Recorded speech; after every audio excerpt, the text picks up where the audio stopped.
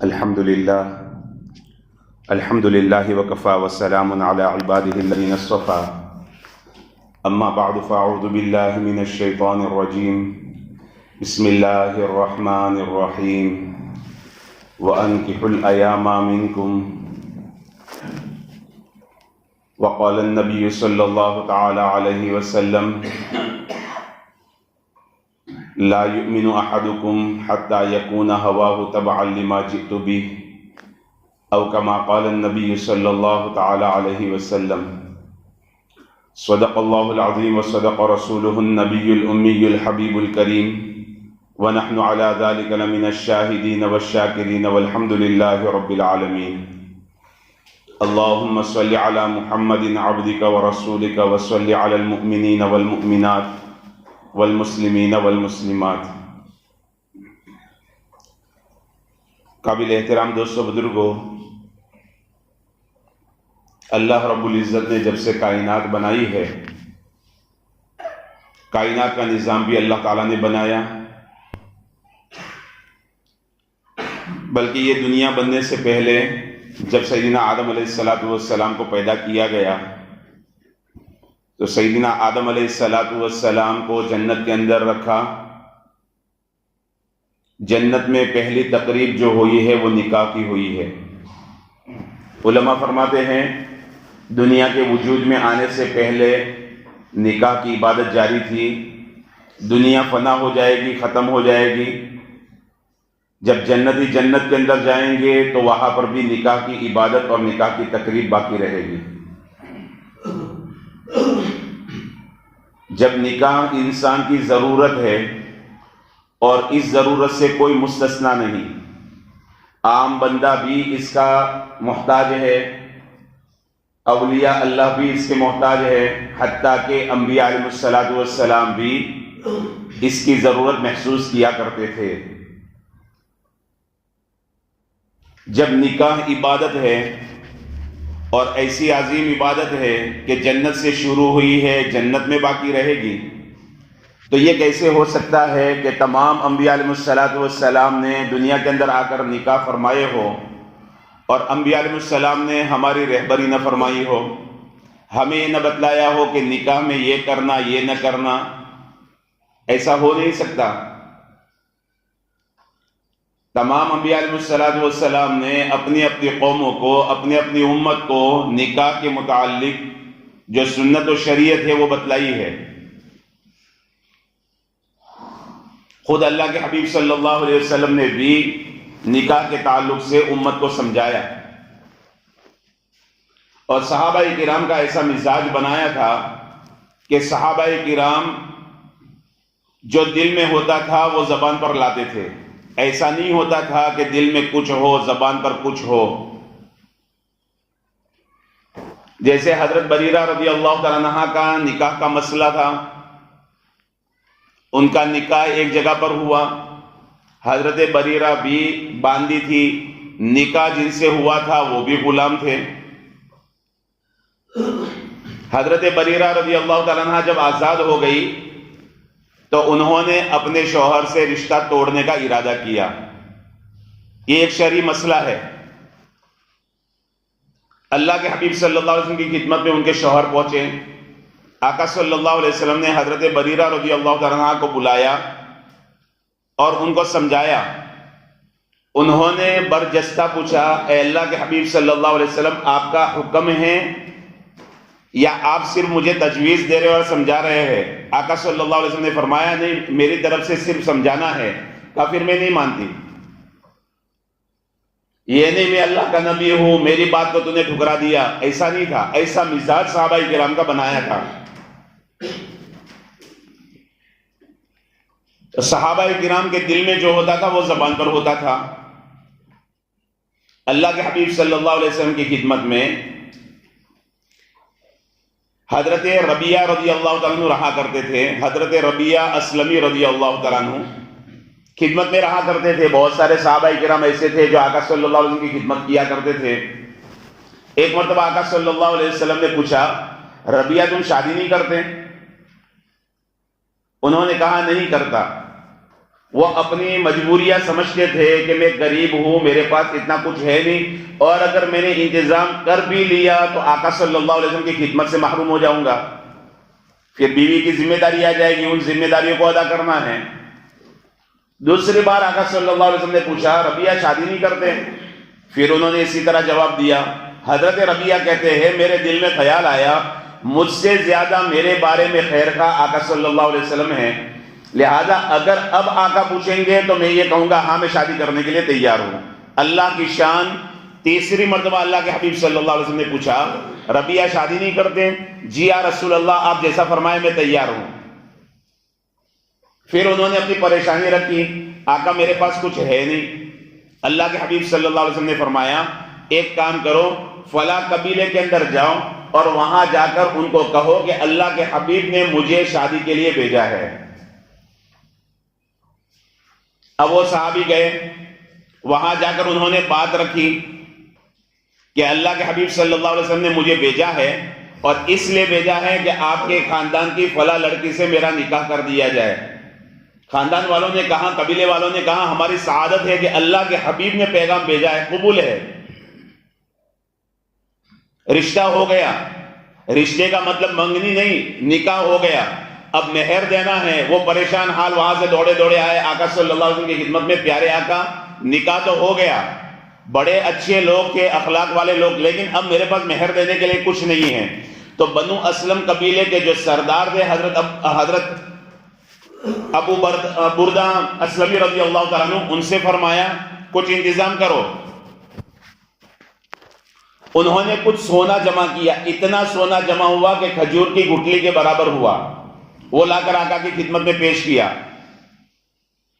اب یہ اللہ کے حبیب صلی اللہ علیہ وسلم نے حضرت ربیہ کو دیا کہ جاؤ مہر میں دے دو۔ جا کر مہر میں دیا اور یوں کہا قبیلے والوں کو، اس خاندان والوں کو کہ میرے پاس اتنا ہی جمع ہو سکا ہے۔ انہوں نے کہا یہ بہت بڑی چیز ہے اور پاکیزہ چیز ہے، کافی ہے۔ پھر آئے آقا کی خدمت میں، لیکن اب بولنے کی ہمت نہ ہوئی۔ اللہ کے حبیب صلی اللہ علیہ وسلم نے خود پوچھا ربیہ کیا بات ہے، کچھ پریشان نظر آ رہے ہو؟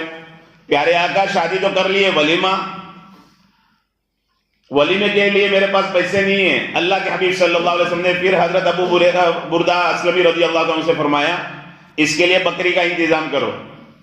ایک بکری کا انتظام کیا گیا اور حضرت عائشہ رضی اللہ تعالیٰ عنہ نے 7 سیر جو دیے، ان کو پیس کر ان کو تیار کر کے اس طرح سے ولیمہ کیا گیا۔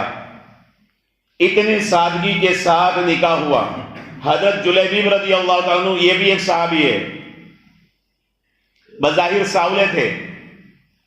اللہ کے حبیب صلی اللہ علیہ وسلم نے فرمایا جلیبیب نکاح نہیں کرتے؟ پیارے آقا مجھے کون دے گا؟ نہ مال میرے پاس ہے، عام طور پر آدمی مال کو دیکھتا ہے نا تو پھر شکل نہیں دیکھتا۔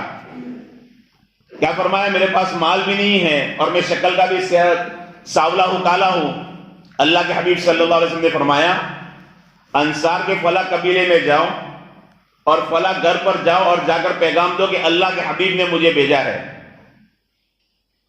جا کر انہوں نے دروازے پر دستک دی، اندر سے باپ باہر آیا، پوچھا کیسے آنا ہوا، سلام دعا ہوئی، اللہ کے حبیب نے بھیجا ہے، ہمیں قبول ہے۔ کہا اللہ کے حبیب کو نکاح نہیں کرنا، میرے ساتھ نکاح کرنے کے لیے بھیجا ہے۔ کہا پھر ٹھہرو میں اس کی امی سے مشورہ کر لیتا ہوں۔ اب اندر جا کر اپنی بیوی کو بتایا اس طرح کا معاملہ ہے اور جلیبیب کے ساتھ اللہ کے حبیب نے پیغام دیا ہے۔ تو بیوی نے کہا نہیں جلیبیب کے ساتھ ہرگز نہیں۔ بیٹی سن رہی تھی، وہ دوڑی دوڑی آئی اور کہنے لگی معلوم بھی ہے اس کے رشتے کو ٹھکرا رہے ہو، رشتہ اللہ کے حبیب نے بھیجا ہے، تم آنے والے کو دیکھ رہے ہو، بھیجنے والے کو نہیں دیکھتے ہو، بھیجا کس نے ہے؟ مجھے اللہ کے حبیب کے حوالے کر دو، اللہ کے حبیب کبھی مجھے ضائع نہیں کریں گے۔ پھر وہ اٹھ کر آئے اور انہوں نے کہا رشتہ قبول ہے۔ بہرحال نکاح ہو گیا۔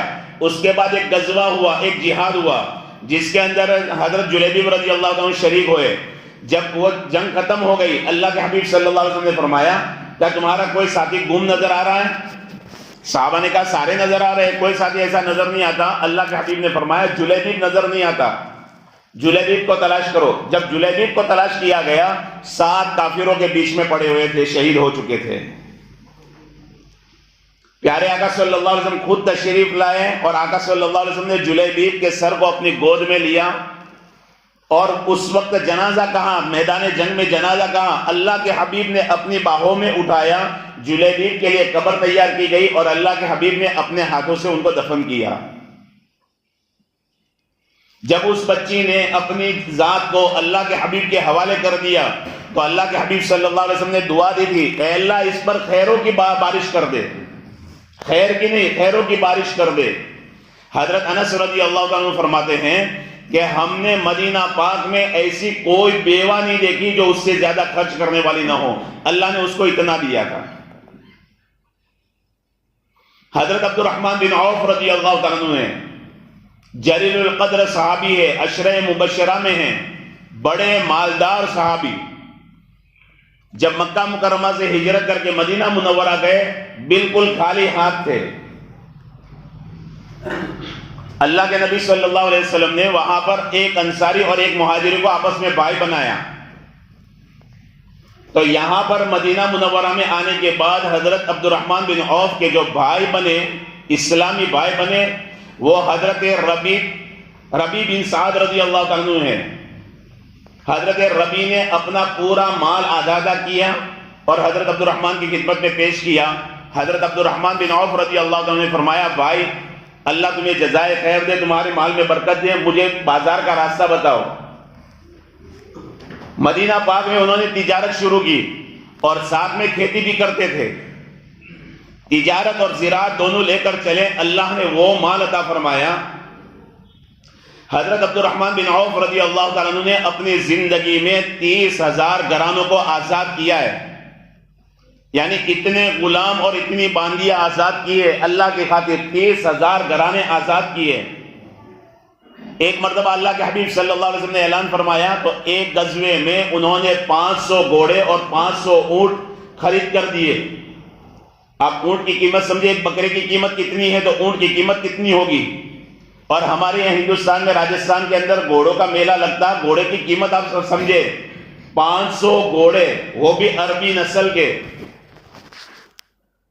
ایک زمین کا وہ ٹکڑا انہوں نے بیچا، 40,000 روپیہ ہے، وہ 40,000 روپیے ازواج مطہرات پر تقسیم کر دیے۔ اللہ نے اس قدر مال دیا تھا، وہ کیا کچھ نہیں کر سکتے تھے، لیکن کیا ہوا، ایک مرتبہ اللہ کے حبیب صلی اللہ علیہ وسلم کی مجلس کے اندر آئے، آقا نے ان کے کپڑوں کے اوپر پیلا داغ دیکھا، وہ ہلدی کا داغ نہیں تھا، وہ ہلدی کا داغ نہیں تھا، عطر بعض ایسے آتے ہیں، آپ ڈارک عطر لگائیے تو کپڑے کے اوپر داغ لگتا ہے، وہ پیلا عطر تھا جو عام طور پر شادی کے وقت میں لگایا جاتا تھا۔ مہنگی خوشبو، ایسے بھی ہمارے یہاں بھی یہی رواج ہے، وہ مہنگی خوشبو وہ عام طور پر پتہ چل جاتا تھا۔ جیسے ایک زمانے میں کپڑا چلا تھا کہ شادی میں عام طور پر دلہا وہی کپڑا پہنتا تھا، اس سے سمجھ میں آ جاتا تھا بھائی شادی ہوئی ہے۔ تو جب وہ داغ دیکھا اللہ کے حبیب صلی اللہ علیہ وسلم نے تو آقا نے فرمایا، عبد الرحمن کیا تم نے شادی کر لی؟ کیونکہ یہ داغ تو شادی والوں کا ہوتا ہے۔ انہوں نے عرض کیا، جی یا رسول اللہ صلی اللہ علیہ وسلم میں نے نکاح کر لیا ہے، کوئی شکوہ نہیں، مجھے کیوں نہیں بلایا؟ یہاں تو ذرا بھول کر تو دیکھو، 1000 تانے سننے ملیں گے۔ اللہ کے حبیب نے کوئی شکوہ نہیں کیا۔ مدینہ منورہ اس زمانے میں کتنا تھا؟ آج مسجد نبوی جتنی ہے نا، وہ پورا آقا صلی اللہ علیہ وسلم کے زمانے کا مدینہ منورہ ہے، مسجد نبوی جتنی ہے، تو دعوت دینا کیا مشکل تھا؟ اللہ کے حبیب اگر آ جاتے تو حضرت عبد الرحمن کے نکاح میں کتنی برکتیں ہوتی۔ صحابہ بھی جانتے تھے، لیکن وہ مزاج نبوت کو سمجھتے تھے کہ اللہ کے حبیب نے ہمیں کیا مزاج دیا ہے، سادگی اختیار کرو۔ جی یا رسول اللہ میں نے نکاح کر لیا ہے۔ اللہ کے حبیب صلی اللہ علیہ وسلم نے برکت کی دعائیں دی اور یوں فرمایا، ولیمہ کر لینا چاہے ایک بکری کے ذریعے سے کیوں نہ ہو۔ اتنے بڑے مالدار ہے، پورے مدینہ کو کھلا سکتے تھے، 7 دن کھلا سکتے تھے، ان کی دولت میں کچھ کمی نہیں آ سکتی تھی۔ کئی جگہ پر، یہاں تو شادی ہال نہیں ہے، جہاں کئی جگہ پر شادی ہال ہوتے ہیں نا، وہاں دیواروں کے اوپر ایک پمفلیٹ لگا ہوا ہوتا ہے، اسٹیکر ہوتا ہے، اس میں لکھا ہوا ہوتا ہے، ذرا سنبھل کر کھانا اور اناج کم بگاڑنا، جس کا کھا رہے ہو اس نے اپنی زندگی کی پوری پونجی لگائی ہے۔ ہم کیوں بھول جاتے ہیں اپنی باری؟ ہمارے ابا نے بھی قرضہ لیا تھا. یہ رواج کب ختم ہوگا دوستو؟ شادی کے پہلے سے کھلانا شروع کر دینا. دولت آپ کو اللہ نے دی ہے تو خرچ کرنے کے راستے بھی تو اللہ نے بتلائے ہیں. ولیمہ کرنا ہے اتنا کرنا ہے جتنی حیثیت ہے. حضرت عبد الرحمن بن عوف رضی اللہ عنہ کتنے بکرے ذبح کر سکتے تھے، پھر بھی آقا کیا فرما رہے ہیں؟ ولیمہ کر لینا، چاہے ایک بکری کے ذریعے سے ہی کیوں نہ ہو. یہ سادگی ہم کو سکھلائی ہے. اتنے بڑے صحابی ہیں اور سادگی کے ساتھ نکاح کر رہے ہیں کہ اللہ کے حبیب صلی اللہ علیہ وسلم کو بھی اپنے نکاح میں دعوت نہیں دی. کوئی شکوہ شکایت نہیں. آقا مدینہ منورہ میں موجود ہے پھر بھی شکوہ شکایت نہیں ہے. میرے محترم دوستو بزرگوں، سادگی کی طرف آنے کی کوشش کریں. اور دوسری چیز جو ہمارے سماج میں عام طور پر پیش آ رہی ہے وہ یہ ہے، دوسرے کو مان دیتے ہیں تو سامنے والا پھول جاتا ہے. بھئی مان دیا ہے نا، کرنا پڑے گا.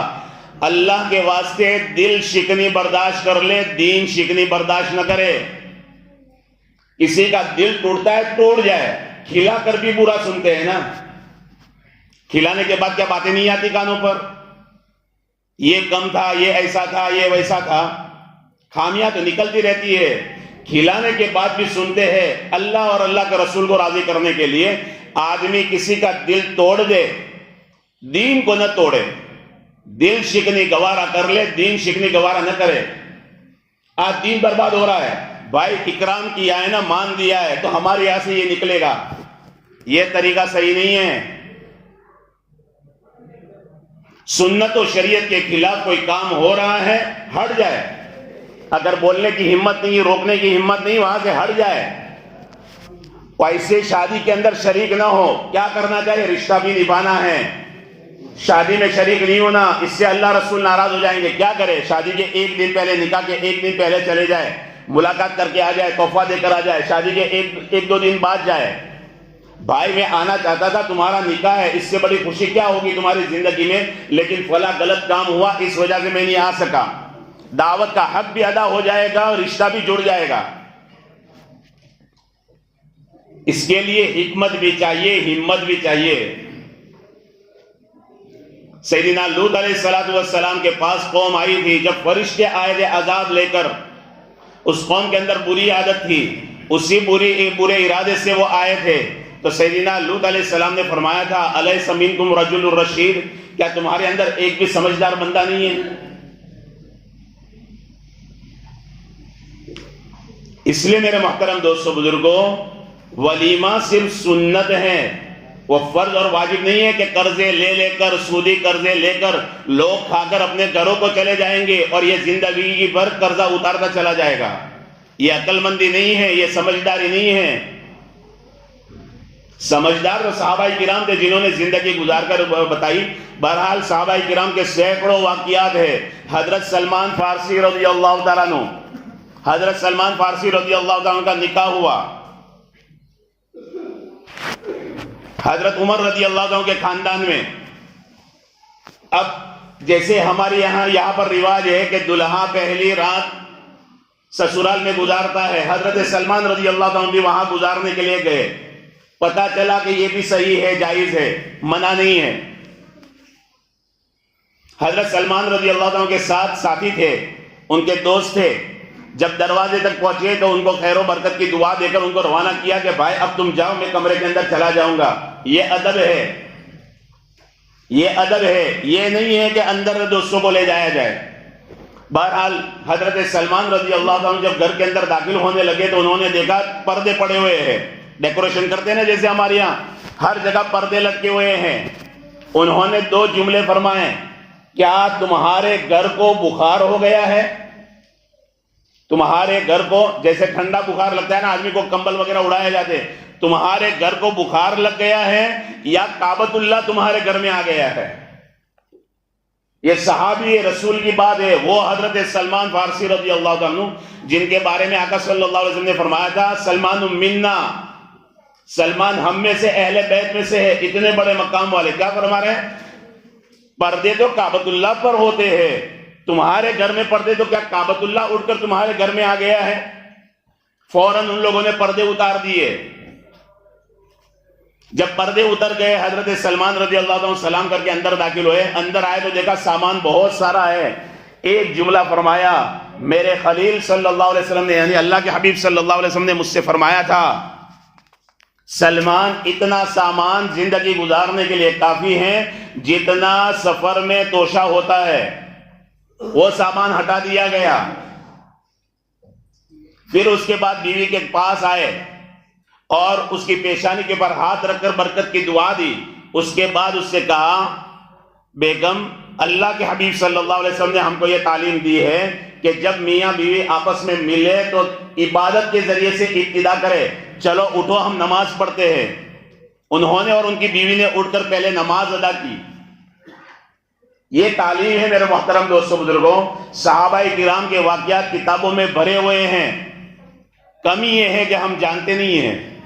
لہذا سنت و شریعت کے مطابق ہم نکاح کرنے والے بنے, سادگی کے ساتھ شادی کرنے والے بنے, تاکہ اللہ رب العزت بھی ہم سے راضی ہو, اللہ کے حبیب بھی ہم سے راضی ہو. اور دنیا تو چلنے والی ہے. آج بھی میرے محترم دوستوں بزرگوں اتنی سادگی کے ساتھ نکاح کیا جا رہا ہے. کاتب صلاح الدین سیفی دامت برکاتہم نے ایک بندے کا واقعہ ہوا بیان کیا. وہ ڈاکٹر عبد الرشید ڈاکٹر ہے. ڈاکٹر کے پاس کیا کمی ہوتی ہے بڑے ڈگری والے کے پاس.